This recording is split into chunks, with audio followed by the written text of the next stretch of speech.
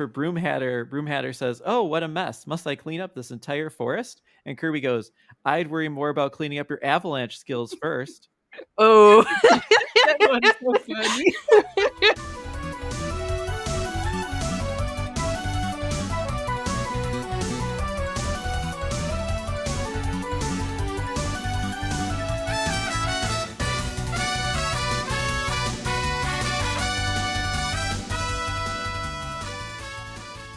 Hi, everyone. Welcome back to Kirby Conversations. I'm Sean Douglas. I'm a writer and podcaster, and I am here again with Wick Kirby, editor-in-chief and prolific Kirby content translator, Gigi. Welcome, Gigi. Hi. And we're also back with Bridget, the Kirby artist and commentator, and all-around well-known online Kirby personality. Thanks for being here, Bridget. Good to have you back again. hey, good to be here. Yeah, and today we are talking about Kirby's Avalanche. And I think we particularly want to focus on the Western aspects of this game because this has the unique distinction of being the only Kirby game to not release in Japan. It is a Western reskin of Super Puyo Puyo, and in Europe it's actually called Kirby's Ghost Trap. And so I think we want to look at just it's a unique game. There's a lot to talk about here that's very different from a lot of other Kirby games. Before we started recording, we were also sharing our own thoughts on just Puyo Puyo in general as a puzzle series and how we feel about that. And I'd say how you feel about Puyo Puyo is going to very strongly affect how you feel about this game. There's not necessarily a ton to this game other than playing Puyo Puyo. But as someone who maybe wouldn't be playing a Puyo Puyo game otherwise, I think having that Kirby shell that it's all wrapped in, it does make it more appealing to me and makes me more likely to play this game as a result of that.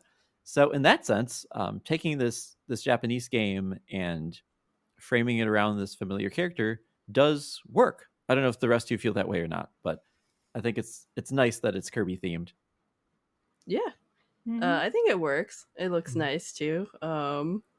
Yeah, I think it's perfectly fine. Kirby's done some more puzzle type games too, with like Star Stacker. So it's not too weird. Yeah, always nice to have another Kirby puzzle game out there. I think this one is pretty fun. It does hold up, but we can talk about its pros and cons too, of which I think there's plenty to say kind of maybe on both those sides. But it's a fun game. It's on the Nintendo Switch Online if people want to play it today. But it originally appeared on the Super Nintendo in 1995. It's developed by Compile in collaboration with HAL Laboratory. And as it says here on Wick Kirby, it's a spin-off title and direct modification of the Japanese puzzle game Super Puyo Puyo, except featuring Kirby characters. So would anyone like to talk about maybe some of the striking Western things about this game, maybe particularly with Kirby's personality that make this game stand out among Japanese Kirby games? He talks more. Yeah. And he's kind of like snarky, I guess. He's really rude. It's very funny. Yeah, he's always got something to say to his opponents, and it's very funny. Some of it seems completely maybe unnecessary, where it's like Wispy Woods is like, "Watch out where you're stepping." He's like, "I'm gonna, I don't even remember what he said, but it was something like, I'm gonna step all over you or whatever." Yeah, he's like, stepping on my wrist would be unwise or something like that. And then he just Yeah. stomps down on it.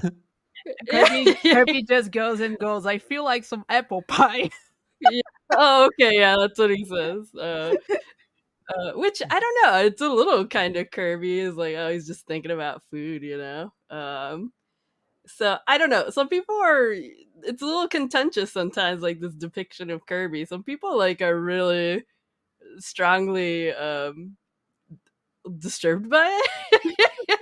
Because he is a bit more a bit more of a nasty boy. But I don't know. I find it just funny. And I think it's makes it kind of unique and quirky in a way that I actually do like about the game.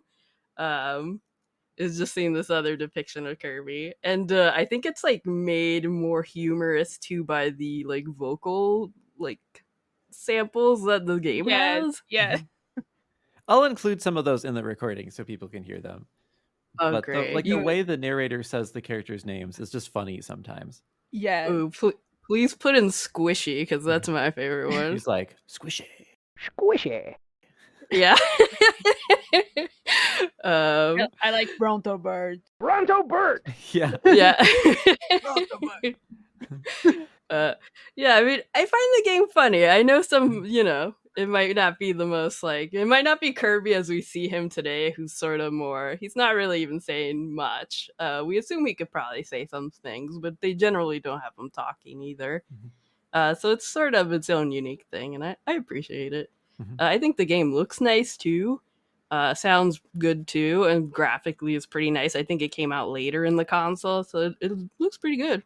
Yeah, I think this game was developed alongside Kirby Superstar, and it actually has some of the first newer modern illustrations for these characters, kind of like so their modern look first appears in this game. So that's why people speculate that maybe because it was being developed alongside the same time as Superstar, those character designs actually appeared earlier in this game. I do have a list of some of Kirby's quotes here if we want to look at some of his kind of sassier comments. Yeah. Let's do it. So like Poppy Brothers Sr. says, "Hi Kirby, want a bomb sandwich?" And Kirby goes, "I'll breathe in your pathetic bombs and send them right back at you." He was threatened. Yeah, he was threatened. And then Poppy Brothers Sr. says, "Stalemate. Okay, let's compete in a quick game of Avalanche." For Broom Hatter says, "Oh, what a mess. Must I clean up this entire forest?" And Kirby goes, "I'd worry more about cleaning up your Avalanche skills first." Oh. That one's so funny. And then he goes, "Dust, dust, sweep." Huh? He's even surprised by Kirby's sass there. Yeah. And then for Squishy, he says, "I know what your dream is, but King DDD was saying like his dream to win this like tournament they're doing." And Kirby goes, "Go meddle in someone else's affairs, Squishy. I've got to get to the dream fountain." He is like a little jerk. It's funny though. Yeah, and then he says, "An 8-armed avalanche for you then, Kirby." For Bugsy goes, "Roar," and then Kirby goes, "Oh, I'm so scared." But yeah, these are funny. For Krakow, I did not get this far in the game, by the way. I'm just reading them off the list. I definitely didn't get past the first few opponents. Krakow goes, "Crack, dance to my deadly music or fry like a moth. Haha," which, whatever that means. And then Kirby goes, "You couldn't hit a barn-sized lightning rod, Krakow." Ooh. It's like trash talking Kirby. I kind of like the Mr. Shine and Mr. Bright one too. So one of them says, "We rule both the night and the day." The other one says, "This leaves no time for you, Kirby. Be gone." And then Kirby goes, "I thrive at dusk and at dawn. I'll have you two fighting before the day is done." But I just like him going, "I thrive at dusk and at dawn." Yeah, that's so cool. So Kirby. dramatic. Yeah, I think that's one of my favorite lines of this game. It's just so whoa. Okay. His catchphrase that would carry over into other games. When Kirby Yeah. announces, "I thrive at dusk and at dawn." Now Kirby's personality is taken from like the main character of the early Puyo Puyo games, and her name is, is it Arle Nadja or Naj? Arlenadja. If anyone knows exactly how to pronounce that, please let us know. Arle Nadja. And Puyo Nexus describes her as a young girl with magical powers, as she's the main protagonist in Madu Monogatari. She is also which is an RPG series. She's also the main protagonist of the early Puyo Puyo games and is generally accepted to be the main protagonist of Puyo Puyo in general. She is described to be cheerful but prone to making snarky comments. Oh, okay. So I like that. So kind of her personality has then been like implanted onto Kirby Oh, that's cool. Yeah, that makes sense. That's like kind of a neat nod, is like kind of keep the spirit of the Puyo Puyo, even though it's like a reskin. I don't know. It's cool. It's cool if you're a fan and you're like play it and you're like maybe catch on to that. Yeah, and it does kind of make me wonder. Like, Super Puyo Puyo is in Japanese, but I wonder how similar the exchanges are that she has with like her opponents in that game would be to like the quotes, because obviously it's been like localized for Kirby, right? Like they're still in character, but I wonder what kind of exchanges she has with the Puyo Puyo characters. She also thrives at dusk till dawn. Yeah. She attacks with elemental magic such as fire, ice storm, and thunder, but also knows some other magic such as Daikute, Heaven Ray, and her signature Bayon. She has a pet or creature friend named Carbuncle, or its nickname Carby. So Whoa. we've got Wait, Carby what? and we've got Kirby. Whoa. And this just says she is desired by Satan. What? Yeah, yeah. I don't know what that is a reference to. Is that the pet or her? So Satan is another Puyo Puyo character. Yeah. Okay. But just out of context, just ending that bio with "she is desired by Satan." It's like, oh, Is it the biblical Satan is a character in this game, or is it just a character named The Satan? character, I think his name, like, it's Dark Prince. It's only Satan in Japan or something like that. I think. I remember hearing about that before. I was like, wait, what? What? Why is yeah. that? According to Puyo Puyo Puyo? Nexus, it says known as Dark Prince outside Japan. Ah, okay. Okay. Gigi, are you familiar? So I am not, but are you familiar with like the Puyo cinematic universe? No. So it seems to stretch over like way more games than I realized. So I only know a bit because of Avalanche and some stuff for We Kirby, but I haven't really played the other games. I just know a little from other people also talking about the games, but like that's how I know. And I remember Satan because exactly I had the same reaction, like, why is this in Puyo Puyo? Like, why is a character named that? That was funny. Yeah, and Kirby's Avalanche, they did not carry that over from Arle. Kirby is not desired by Satan. As far as we know.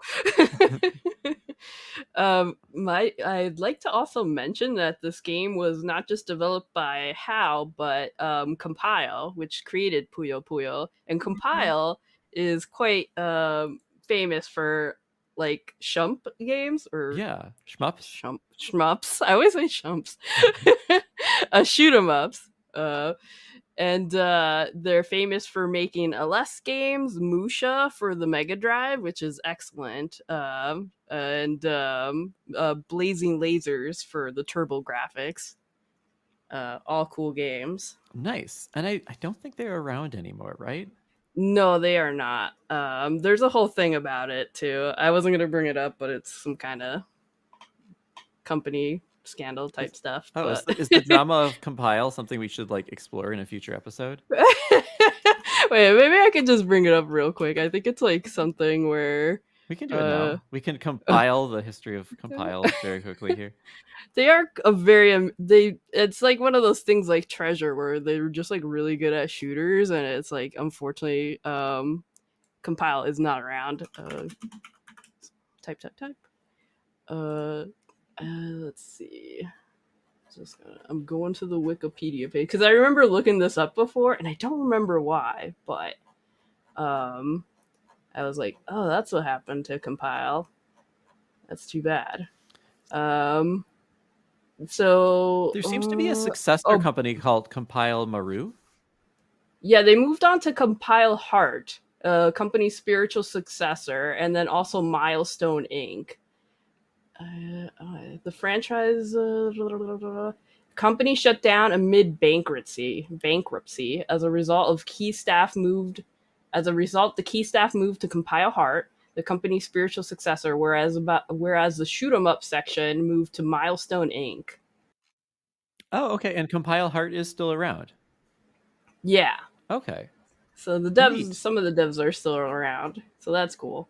It's not total. It's not like everyone totally lost their job or influence in game development. So that's cool. And it looks like their last two games were developed by Sting, which I'm assuming is not the singer. But It appears to be No. another Japanese game development studio. Oh, okay. Well, that's good. Yeah. Dokapon Kingdom Connect and Touhou Spell Carnival are like their two most recent ones. Oh, okay. That's good. But yeah, they also worked on this game, which is cool. Like I kind of wish like Compile and How could have dream teamed for like a Kirby shoot 'em up or something before it was too late. But unfortunately, things would change. Yeah, that would have been cool. But I thought that was cool. I wasn't sure they actually worked on it or if they just like lent it over to How and they did it. I think whenever we get to these games that are like partially HAL and then there's like some other company that influenced it, like seeing how they take Kirby and turn him into something that feels both authentically Kirby but also radically different is always interesting to see. Yeah. I feel like they do a thing where it feels kind of like a merged thing where the DNA of different devs can be kind of felt in the final product, which sometimes, might make some fans feel like, oh, this isn't like an authentic Kirby experience or something. But I think the point is making sort of something authentic to both developers. And, I think that DNA is still in there. And I mean, Avalanche, yeah, it's a Puyo Puyo game, but it's a Kirby Puyo Puyo game, so it's cool. So what did you think of playing this game? Okay. I feel like this is definitely a very complicated game. I feel like if you like Puyo Puyo, you will love it. If you don't like Puyo Puyo, you will not like this game at all. Puyo Puyo is not a bad series, I think. I think it is a solid like puzzle game series that's been around for like so many years, and it's successful for some reason. It's a puzzle game that's kind of iconic and a lot of people are real into it. But I'm personally terrible at Puyo Puyo. And I did find this difficult for me. I don't know if you felt that way as well in terms of like vibing with it and its difficulty. Yeah. Yeah, I agree. Like, I really like the Kirby Superstar Stacker, like the other Kirby puzzle game in general. Me too, yeah. And I played Avalanche after that one. So I wasn't really familiar with Puyo Puyo when I first played it. And I was just like trying to understand how it worked. And I was just doing really, really terribly. I even tried to looking up like guides for Puyo Puyo. But yes, I tried that too. Yeah, but I remember like it didn't really help me at all. Like maybe a little, but like I was struggling, and I haven't really played the game much because of that. Because I wasn't able to go that far, and I don't even remember where I got like when I tried the first time. And like it's not that I don't like puzzle games, but I feel like there's something in Puyo Puyo that my brain just not computes. Like it just doesn't understand. And I just find it really hard to play personally. Yeah, I don't feel like my brain like intuitively takes to it the way that it does with some puzzle games. And it could be that I'm just playing it too much like it's Tetris when it's not. Oh yeah, I understand that. Yeah. And I too, like I looked up, I go kind of in cycles with this game where it's like, I'll think it's fun for a while and then it'll stop being fun because I'll feel like I'm just like hitting a wall. And then after a certain amount of trial and error, it's like, okay, I beat that hard character. I'm kind of having fun again. And then I'll feel like I hit a wall again. And the game does virtually nothing to teach you how to get better. And that's sort of my biggest criticism of this game is that like the practice options do seem kind of limited. And like I never made it past stage 6 with Lolo and La La La. And like they feel really tough. And it's like there's like 10 stages after them, right? Like that's like not that far into the game. No, I guess 13 stages there are. Right. So that's like, a little less than halfway. And so I sort of learned how to do like the staircase formations, and I know if you have like two different colors, it's good to keep those horizontal, and to do if you have two of the same colors to leave those vertical. but I can never seem to get more than like a chain of 3, and that's if I get really lucky. And I just know that I would have to get better, or you just kind of hit a wall and can't really do more in the game. You're just like, well, I made it that far. There aren't a lot of different modes. I can just keep playing la la la la la until I beat them, I guess. But otherwise, there's not a lot to Kirby's Avalanche. Yeah, I Yeah. feel like, yeah, for sure. It's maybe like the closest thing I can think of that kind of reminds me of the way this works is like, and I haven't played too much of that game either. I don't think I'm as good at that game either. But the Street Fighter puzzle game, like, I don't know if you played it, but I have it's not. definitely like, it's like Yeah. these games where it's like you kind of have to think ahead of where things are gonna land and break to like combo, if you really want to get good at it. It's not quite like, I mean, there's like comboing in all puzzle games, but there's something about like really paying attention to the placement up, like vertically, like up and down, and where things are gonna land to like really get it good. And the people who I'm sure are good at it are probably like really good at it. I'm not one of those people though. I also struggled.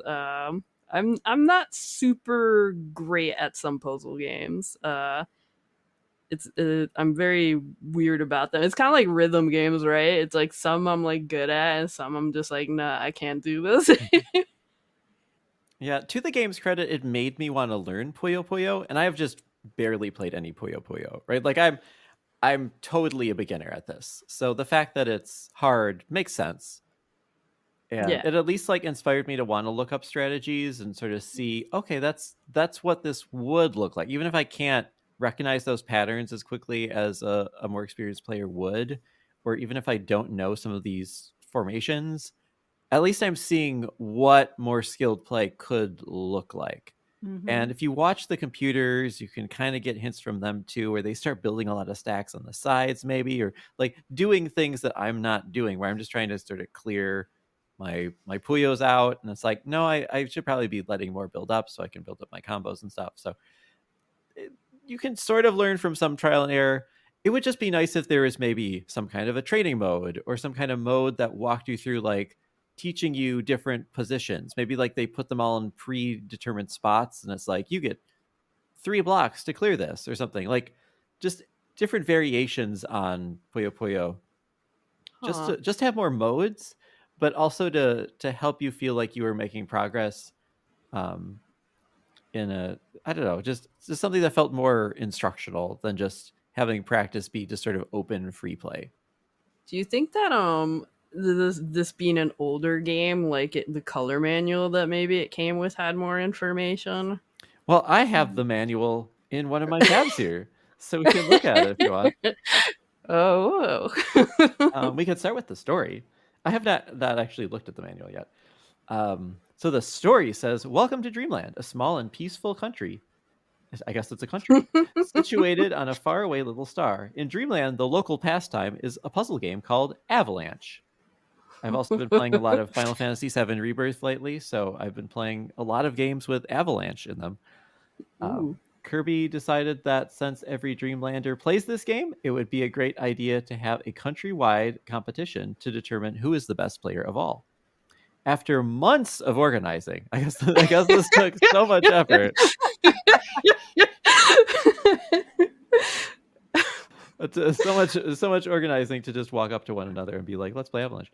The first annual Dreamlands Avalanche competition was finally announced to be held at the Dream Fountain. This would be the biggest event in the history of Dreamland. It's just these 13 people deciding to play a game together. All the Dreamlanders have been practicing and all plan to attend and compete. Like Kirby, they have been dreaming sweet dreams of becoming the Avalanche champion and claiming the highly sought after Dream Fountain Cup. The rules for the competition are quite simple. Everyone will travel by foot to the Dream Fountain. If, while on their journey, 2 Dreamlanders happen to meet, they must challenge each other to an Avalanche match. Only the winner of the match may continue onward toward the Dream Fountain. In this way, the number of competitors will be whittled down to a manageable size before the final action at the Dream Fountain. So I guess more than 13 people are hypothetically competing. We just never see them. Yeah. Can you help guide Kirby through the competition so he arrives successfully at the Dream Fountain? can he rise above the grizzled veterans and achieve his dream of becoming the reigning champion? His fate is in your hands. Yeah, I'd hate to be like a Waddle Dee that's just trying to go out shopping and just gets like stopped every 2 seconds to do a Puyo Puyo match. Yeah, this is. I mean, I guess this is like why they're so also so like trash talking is like a competition, you know. It's I don't. Have you seen like the actual ending? I mean, I'm never gonna make it to the end, so I did not watch a playthrough all the way through, but I might just because I'm not really gonna get to the end on my own, probably without Yeah. a ton of practice. Also, in the manual, if you scroll down, there's like descriptions for every opponent, and some are really funny too. Oh, wait, where are you guys looking at that? Is that Wee Kirby? Yeah. So I just looked up Kirby's Avalanche manual, and it'll come up if you just search it on Google. Oh, look at this! This is kind of a fun manual. It's so colorful. Yeah. Oh, this is so cute. Is this like the art from? Is this art also original to? This kind of looks like the art for Kirby's Adventure of the characters. Yeah, I'm pretty sure it is. It's just he used. Oh my god. Look at this Lolo and Lalala. They're so cute. Yeah. They look like little ghosts. Kirby's goofy arch rival is the #1 Avalanche player in Dreamland. You'll need to focus all of your Avalanche skills to beat this character. Thanks for the tip. Yeah, I don't know if I see a lot of tips. There's No. a few screenshots kind of showing how a chain reaction works. the strategies page. Yeah, It's not nothing. It's just, you know, it's not a game that's really designed to teach you how to play and be better at it. It kind of requires you to do a lot of your own practicing and trial and error. Yeah. yeah. Well, I don't always find that to be a bad thing sometimes, but there are certain times where if a game gets like real complex, it's like just having some help to be able to reach a higher level of gameplay is always like appreciated. Because sometimes, you know, you want to be able to enjoy a game at its fullest. This is very cute. It has like a weird like I don't know if you like remember Nickelodeon in the this is like very this is very like maybe American 90s, but like Nickelodeon in the 90s with all the splat like aesthetic and color aesthetic. Like slime and stuff. Like this is giving me. It does look a little Nickelodeon. Yeah, it's giving me. You're right. That's true. It's very nice though. Yeah. So I don't know. I haven't tried the 2-player. Has anyone had a chance to do 2-player? We probably should have tried to fight each other. Yeah, I haven't. But yeah, I wonder like how bad we would be at it. Imagine. If we're both bad, then it's even. You know. Yeah, that wouldn't be more fun.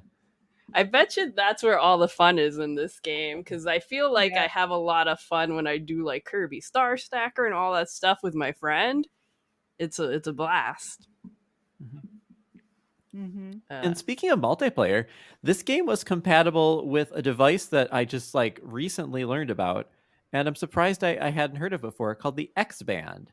And the X-Band was a modem, and there's one for the Sega Genesis as well as the Super Nintendo. That you could stick a cartridge in.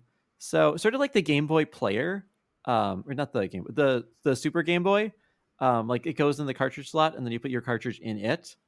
And it's a modem that allowed for online play, and it was compatible with this game among a whole bunch of others. And so that actually makes this game the first Kirby game that had online multiplayer. That is awesome. This is so cool. I did not know that at all, and I think that's such a neat feature. I feel like puzzle games versus is always like very exciting with a friend, and it's probably like I feel like for people who are maybe mixed on Avalanche, maybe try that experience it out, because I tend to find that kind of more fun. And knowing that this was a feature with this game too, that totally works. It makes sense. I'm sure that was fun too, depending on how well the online worked, but it was very cool. So just reading the Wikipedia page here for the X-Band, the concept of playing online was fairly new at the time. Arcades were still quite popular, and online gaming was not yet a household idea. The X-Band modem was widely available at Blockbuster Video for $19.99 in US dollars, equivalent to about $40 in 2023, with additional charges based on usage. 2 pricing plans were available. One had a monthly fee of $4.95 and allowed the user to connect to the service up to 50 times a month, with each additional connection costing 15 cents. The other had a monthly fee of $9.95 with unlimited connections. Activities that consumed a player's monthly allowance of connections included dialing into the X-Band service for matchmaking, downloading mail called X-Mail, and downloading the daily edition of the 2 X-Band newsletters, one containing generic news and the other containing platform-specific information such as leaderboards and contest announcements. Players were assessed a fee of $3.95 an hour for connecting to opponents outside of their local calling area. Player-to-player connections inside their local calling area were free. And the modem features built-in storage for up to 4 user code names. It stores user friend lists, which can contain the code names of up to 10 of the user's friends, the user's X-mail boxes, storing up to 10 incoming and 10 outgoing messages for each user, the user's rankings, win-loss records, and accumulated scores, a short profile section, and the user's avatar chosen from 40 preset avatars. Text entry is done either through through an on-screen keyboard or an optional X-Band keyboard add-on released later in the network's lifespan. It sounds cool. I wonder how many people used it. At its height, X-Band had 15,000 subscribers. Oh. So, it was a niche thing, but it must have been cool if you had one to be doing this. Yeah, lucky kid. I mean, I remember going to Blockbuster, but I definitely did not have this. When connecting to play, unless specifying a particular user from the friend list, players were matched with a random player elsewhere in the country or the player's local area code, depending on preference. I guess given the limitations, it might just end up being someone you know or something if it's like how many people in your area code really have this, who is also connecting to play the same game. The server would attempt to match players of like skill levels using the ELO rating system. ELO rating system? Depending how that's said. When the network matched 2 players up, the newly connected player's X-Band modem would disconnect from the server and dial the other player, whose own X-Band modem would answer. At that point, the players saw the X-Band logo slide together, followed by the matchup screen, which displayed each player's codenames, avatars, locations, and a pre-typed taunt. Whoa. This had a lot of features for the time, for like early internet. That's a lot of features. Yeah, and I don't mean to just read Wikipedia too much here, but this all feels very relevant. In December 1995, X-Band launched its first national tournament. This was the first modem-to-modem tournament ever to be held over a console. The grand prize winner received a special Genghis Khan icon for their X-Band profile. What? And a $200 cash prize from Catapult. Peter Caps, aka Sphinx with the capital NX, of Orlando, Florida, became the first person in history to win a modem-to-modem national tournament over a console. Whoa. So congratulations, Peter Caps. Or Capes. Gamer history. He's the only one with that special Genghis Khan icon. I hope he still has it. Was the Genghis Khan icon related to a game or something, or was it a random historical figure? That's a good question. Yeah, I was wondering that, like, why? It's like, huh? Yeah, that's just a very random historical reference. I mean, maybe it's from like what do you call it? Like one of those like strategy games that's based on civilizations. Yeah. We were gonna go with Catherine the Great, but decided on Genghis Khan. But yeah, somewhere out there, there was someone maybe playing Kirby's Avalanche and connecting to X-Band to see who in the area was also playing Kirby's Avalanche, and maybe they had some matches that way. The games on the SNES, at least, that it was compatible with were Doom, Ken Griffey Jr. Presents Major League Baseball, Killer Instinct, Kirby's Avalanche, Madden NFL 95 and 96, Mortal Kombat 2 and 3, NBA Jam Tournament Edition, NHL 95 and 96, Penalty Pun, Puyo Puyo 2 Remix, Super Famista 5, Super Fire Pro Wrestling X Premium, some of these are Japan only, Super Mario Kart, Super Street Fighter 2, and Weapon Lord. Mario Kart. That sounds good. I like this Kirby game listed with like Killer Instinct and Doom for this online service. It's cool. Yeah, because it really is just such a small fraction of like the entire library, but they still considered it a important enough feature for the game to include it. That's cool. I mean, I feel like Kirby games tend to want to do something on the platform they are on that takes advantage of that like technology or something about it, like with the Game Boy Color doing tilt, taking advantage of the SNES by developing like its tether co-op style system in Superstar, pushing the graphics real hard like in Kirby's Adventure on the NES. Like it always feels like HAL wants to kind of have Kirby sort of push the tech to a certain extent, I believe, especially with some of these earlier titles. Is really cool. Mm-hmm. Yeah, before doing this podcast, I had never really thought of the Kirby series as being a lens into all these quirky other technological, I don't want to call them novelties because that feels kind of diminishing, but just unique products.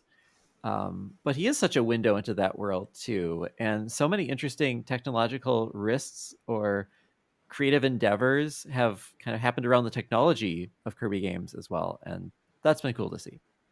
Yeah, it's cool. It's a part of game history that I think is sort of needs to be more known and present, is like how Kirby sort of is on the cusp of some of these things or pushing some of these things in its history.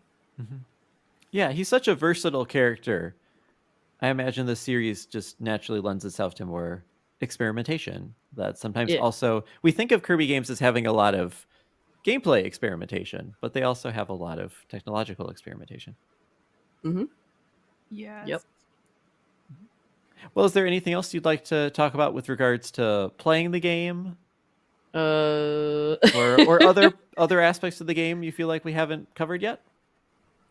I don't have much about playing the game because, like I said, I haven't never gone that far. I just want to say, like, that recently ago, it was confirmed that Sakurai was a supervisor for this game. And I just find that really interesting that Sakurai probably saw Kirby being, like, really rude and was like, yeah, that's okay. It's very funny. I think it's impressive too that if this was being developed during Superstar plus he was supervising this other game, it's like, whoa. Yeah. So yeah, doing a lot. But yeah, it's funny too because he has stated that he is not good at Puyo Puyo, which is very funny too, and totally the same man. I don't know. I don't remember if we talked much about the audio. Oh, I guess we did. Oh, yeah, we can talk more about the audio.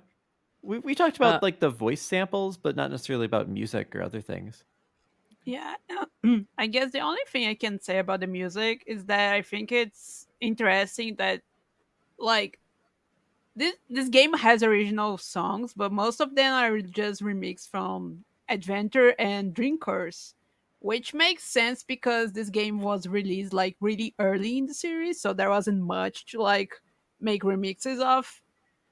But I find interesting there are a couple songs from Dream Course and not just like Adventure, because Adventure makes sense, like it's a big Kirby game. But then we have Dream Course, which I guess also makes sense because it's also another Super Nintendo game. But like, I just find that interesting. I don't know if it really is interesting. I just find that interesting.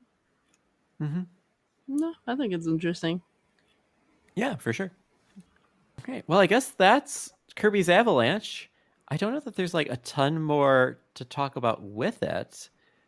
I think I will spend more time with it and try to at least, maybe I'll try to at least beat Lolo and La La La. It feels like I should at least be able to get through the 6th stage.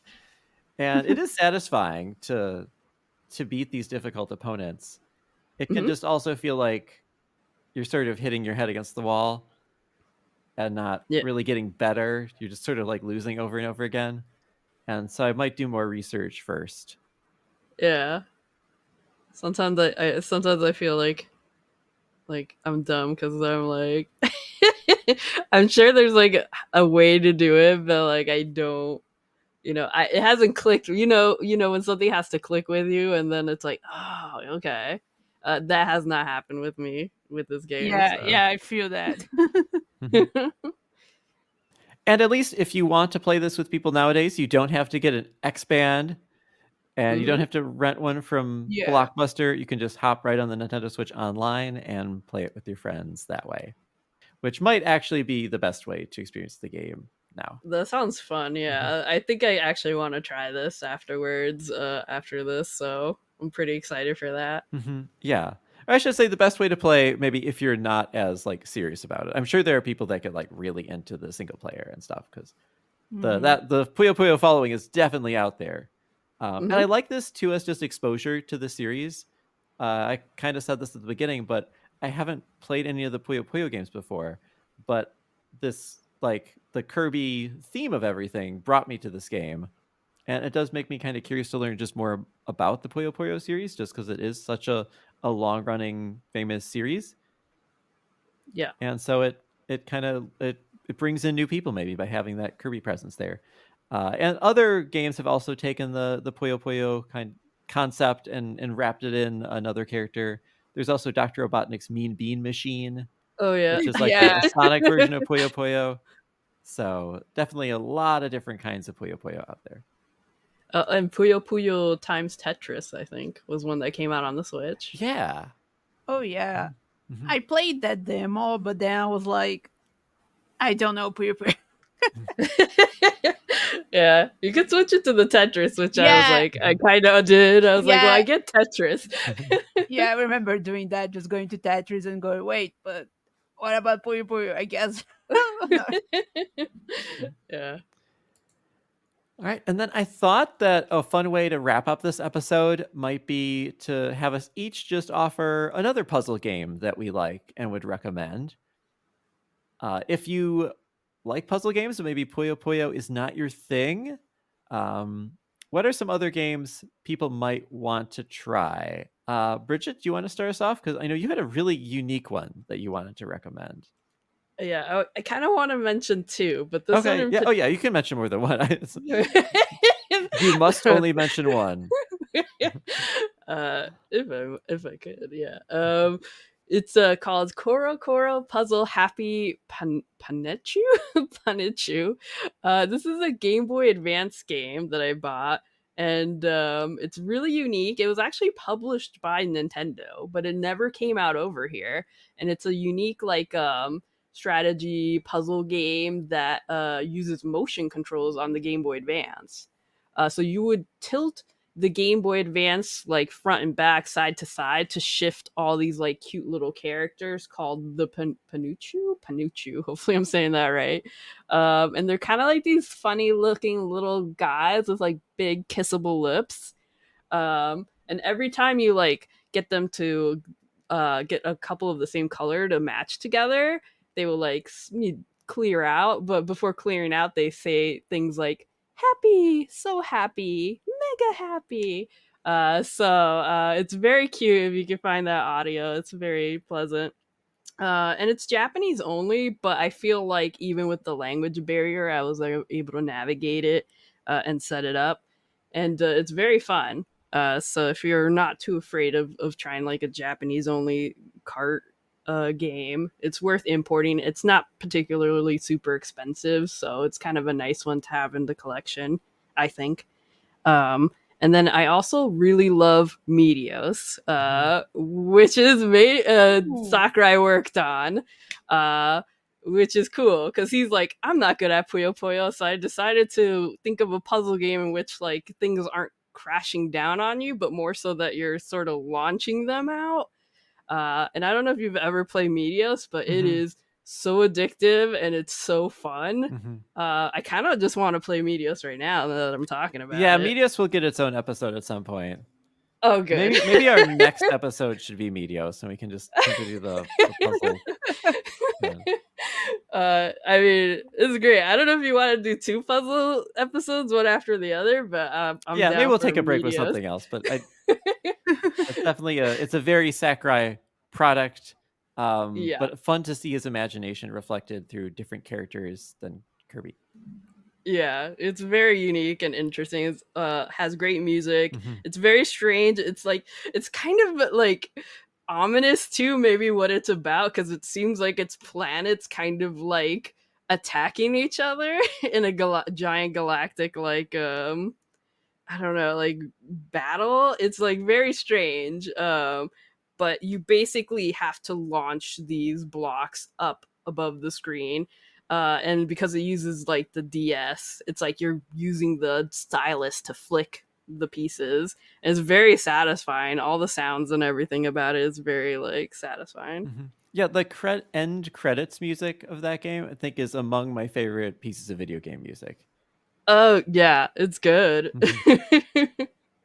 I haven't really played the game, but like I have been interested in it, and just hearing you talk about it makes me more interested. So maybe I will pick it up at some point. Yeah, you should. Great. Gigi, do you want to recommend a puzzle game?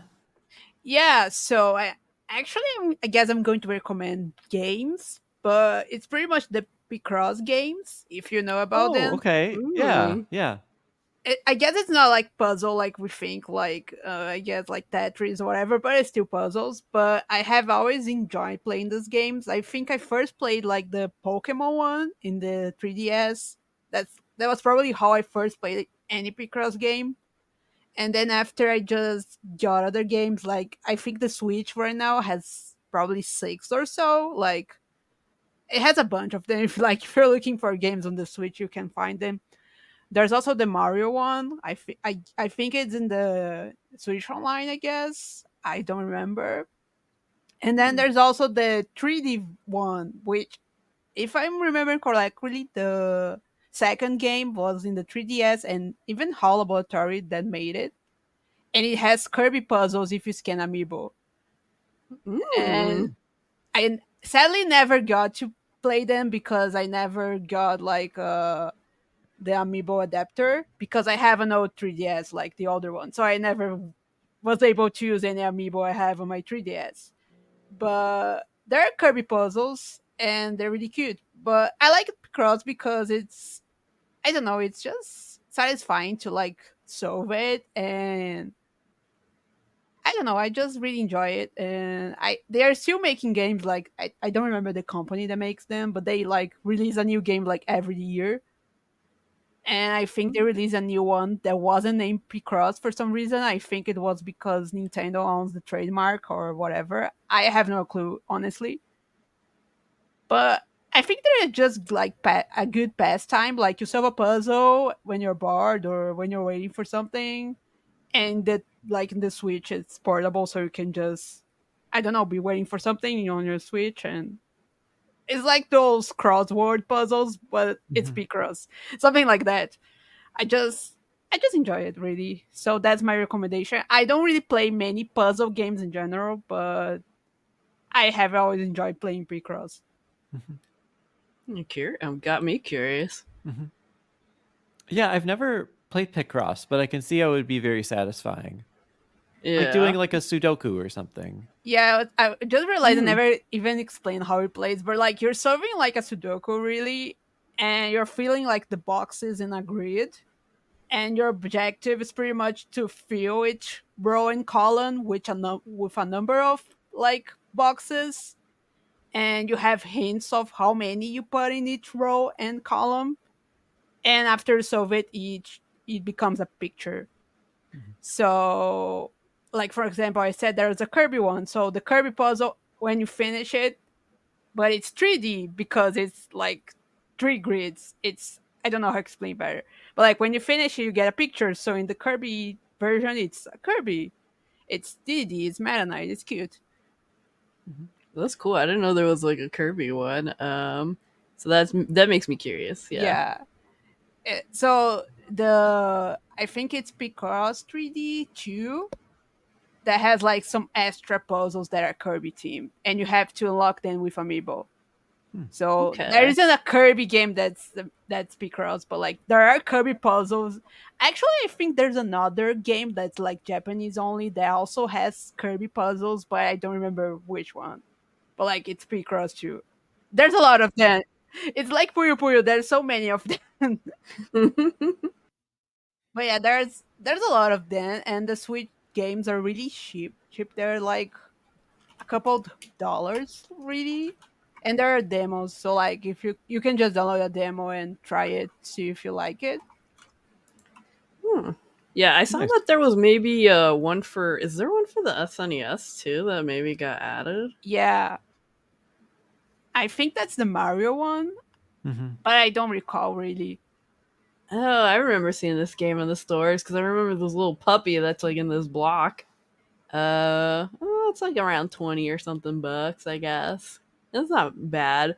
I have to double check games that are like you just can't buy as easy anymore now because everything's just going off in price for game resale. Mm-hmm. Well, cool. I should finally get around to doing some Picross at some point. Yeah. And then the game I was going to recommend is Pokemon Puzzle League for the Nintendo Yeah. 64. That is also available on the Nintendo Switch Online. This is a game I very much remember from my childhood. I kind of associate it with Christmas. I didn't like get it for Christmas, but I can remember like playing it sort of during Christmas time. And it's like funny how games just sort of remind you of like that time of year. So maybe as we head into the winter, I should play some more Pokemon Puzzle League again. But it's modeled off of Panel de Pon, and I don't know if I'm pronouncing that right, or Tetris Attack, where you're flipping tiles around. Like you can flip 2 at a time, and you have a board with a bunch of tiles in place already, and you're trying to line them up that way. And I find it just a little bit more intuitive than I found Puyo Puyo to be. It's just another very satisfying chain combo based game. And having the Pokemon theme around it is really fun. And even though I never really watched very much of the original Pokemon anime series or anything, the characters are all familiar from the original Pokemon game. And their personalities are such sort of a big prominent part of it. And they're talking to each other while you're doing the match. And the music is excellent. The music is one of the best parts of the game, I think. And just the overall like presentation and personality of the matches is just a lot of fun. It's fun to choose your character and choose which Pokemon you want, and who you choose doesn't really affect it, but it at least affects the like aesthetic music experience, how everything looks and sounds. And it's just a really fun game. And yeah, you can play it on the Switch Online right now. Play it online with people. I've played this game so much that I had dreams that I was like, that was just straight up me doing the puzzles, like as if I was really playing the game in real life. That's how much I was like so into it. Yeah, I can remember playing this game. I think it was this game where like then you'd look at like floor tiles or something, and you like imagine flipping them around. Like you just start imagining flipping everything after playing this game. There's the neat 3D version too, where like instead of being a flat board, it's like a cylinder that you're rotating around. There's some fun variations on the basic gameplay in this one. It was cool. I have to play that one too. I have played other Pokemon puzzle games, but mostly the recent ones. Like, I guess not as recent, but like in the last 10 years. But I haven't really played that one, but I have heard good things about it. So I also want to try it out one day. Yeah, it's very good. You can also play Tetris Attack too on the NSO. True. Oh, that's true. Yeah. I forgot about that. All right. Well, any final thoughts on Kirby's Avalanche before we wrap it up? I think it's a solid puzzle game, and it's a good Puyo Puyo game, and it's a cool retro game. but your interest may vary depending on how much you just vibe with this puzzle series. Otherwise, it's an interesting Kirby spin-off that functions also as just like a cool Puyo Puyo entry and a cool spin-off. Yeah, the presentation's great, the music's great, the personality is fun and different from what we normally see from Kirby. So even if you're not super into Puyo Puyo, you might still have fun with it. Yeah, it's neat, but it might vary, yeah. Yeah, and Gigi? I guess I want to share just a small trivia, but like because Avalanche is the only Kirby game to not release in Japan, it has pretty much almost never been referenced in like later games. Like in Dribble Fed that there are the character treats which have a lot from all Kirby games, but Avalanche because it wasn't released in Japan. So I think the only Kirby game that like referenced Avalanche was Dream Collection, and that was only in the North American version because they pretty much replaced what was the Star Stacker for the Super Famicom with Avalanche pretty much because the other didn't release outside of Japan, so it's like the opposite. So if you think about it, Avalanche is like it's a really rare game. Like it's hard for it to get a knowledge officially these days. But I guess it did get released in the Super Nintendo. Sorry, not Super Nintendo, the Nintendo Switch Online. So they don't forget about it. But like because it wasn't released in Japan, they very rarely reference it. And I just think that's interesting. That's something really unique about this game. Yeah. Yeah, I guess Avalanche was really popular in Dreamland very briefly and then just totally went out of style. They're all obsessed with it for a while and then it's just gone. Remember that they said it was an annual context. I guess it wasn't after all. It was just 1 year. Maybe because it takes months to set up. Yeah, that's true. Months putting this tournament together and they're like, never again. Yeah. All right. Well, on that note, thank you all for listening. Again, I'm Sean Douglas. I'm here with Bridget and Gigi and our other podcast staff member, Kai. Captain Dangerous Parker had to be with her cat at the vet today, so I hope her cat is okay, but she's also part of the team too. Our theme music is by Megan Kello and a new arrangement by Duncan Pixel T. Smith. You can also find the show at all the social media handles listed in our show notes. And we're particularly active on Blue Sky and Instagram. So look us up on Blue Sky. Thank you all for listening, and we'll be back with another episode of Kirby Conversations in 2 weeks. Bye! Bye-bye! Bye. Yeah, well, I know we've been talking about playing Mario Party at some point. Maybe before our Mario Party game, we should do some rounds of Kirby's Avalanche or Pokemon Puzzle League or something. Yeah. Yeah. I'd be into that.